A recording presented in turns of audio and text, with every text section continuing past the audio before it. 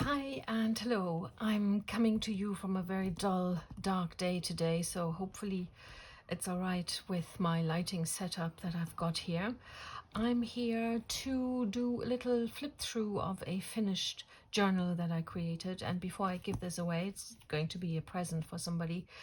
I thought I'd show you what I made.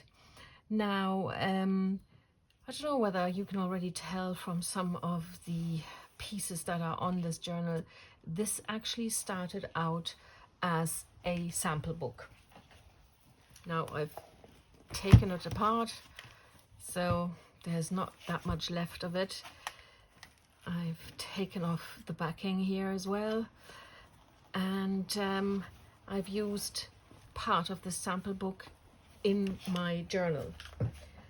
And the cover, the front and the back cover, are both part of this, were part of the sample book. I just took that apart and created two pieces for the front and the back, and then I have used some of the beautiful fabric as my spine. So let's have a look at this journal in detail. The journal is actually going to go to the friend who gave me the sample book, and she's a professional chef, and so I thought, oh, let's make a recipe book. In truth, this could be used for other stuff, but I thought a recipe book might be fun. So some of that is already, the theme is already visible in the book. On the outside, I've got this little fish hooked on here. The brad here is for cream, and when I turn the book around, I have created a pocket on the back, and I've stashed a few things in there. There's this journaling card with some vintage ads that I've taken from a book, but there's space for writing on the other side. And this fun thing, okay, vegetarians, this is not for you, but this is also an old ad that I found in a fabulous book. I've just kind of put this in here for fun, but she can take it out if she doesn't want it. I think those pockets are fun as well. I actually placed the pocket on the back in order to cover the stitching that comes out through the spine. But I mean, could have left that without it. A little bit of embellishment down here, and then she can move this recipe piece and take it out and write something else in there. It's nice and thick. I mean, it's got two signatures and a folder that's in there, but it's big. It is, what is it, 30 by about 17, so it's quite a large book, but especially for recipes, that's sometimes quite handy when you have something that you've cut out from a magazine or whatever. So anyway, let's have a look inside. I've added this closure here to keep it closed, but as you can see, it's not too much of an alligator mouth. It comes up a little bit, but it's not too bad. So you can see here, this is part of the spine, which is basically fabric but reinforced with it's basically two very thick fabrics. I've created my own paper here on the inside and on the back, which are, I suppose, food or cooking related, coming from an old catalogue from Mrs. Beaton's household compendium or whatever it is called. So there's recipes and ads and all kinds of things. This fun little flippy thing here was part of the original sample book. I think there was a business card was in there. I just took it out and then attached it to this, and she can put her name into it, or she can use it as a journaling space as well. So this is the first signature. I've used an old file folder to give it a little bit more strength. Put on a little tab, and this one here has a cute little cherry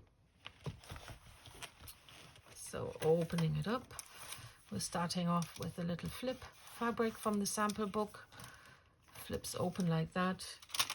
There's a journaling space inside, again using a fabric tag, and it's fun that the mushroom kind of looks through the window of the old envelope. And this paper bag is another tag, journaling space on the back. Put this back in. This is left over, and I just decided to put this in as a what do you call it, bookmark, just hooking it over the page, just very simple. The signature has, oh, does it have 9 or 10 or 20 pages? I'm not quite sure, but it consists of a lot of old ledger paper and some newer paper, which I've sometimes embellished with strips of paper. This is from that old catalogue. Another old ledger.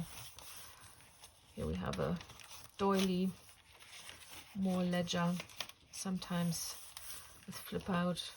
Here I've attached a bit of paper, fabric to the paper. Page from a book, and more ledger. This is a paper bag, which also has a larger piece of ledger paper in it, embellished with more ads. Here's a page from a recipe book, that's Mrs. Beaton's. More ledger. This here is definitely a very old ledger, which is nice in light blue. It fitted the color scheme of the book very nicely. Here we have the other side of the paper bag. This was kind of a fun shape that I bought in a shop at some point. Kind of fits the food theme. Occasionally I've put some stickers in. Lovely book about apples.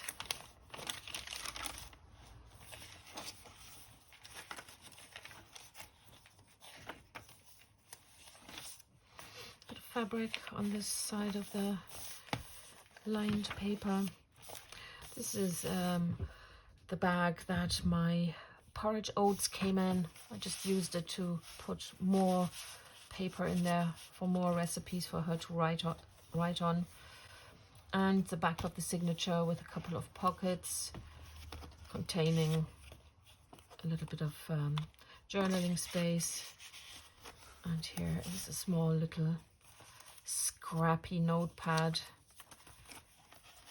for tiny little notes. And the second signature is more or less the same. It only really differs in the embellishments that I've put in. But once again, we've got a tab, this time with a lovely little spoon. In here I've made a little fastener to take out the paper. It's just journaling space. And then the papers are basically the same. More antique paper, doily, ledger, Mrs. Beaton's Book of Household Management, that's what it's called. With a funky little paper clip. More apples. This is another piece for journaling. Another bag with another piece of paper in it. You can never have enough of that. Mrs. Beaton, ledger. This is the antique ledger paper. Here's the little pumpkin shape again.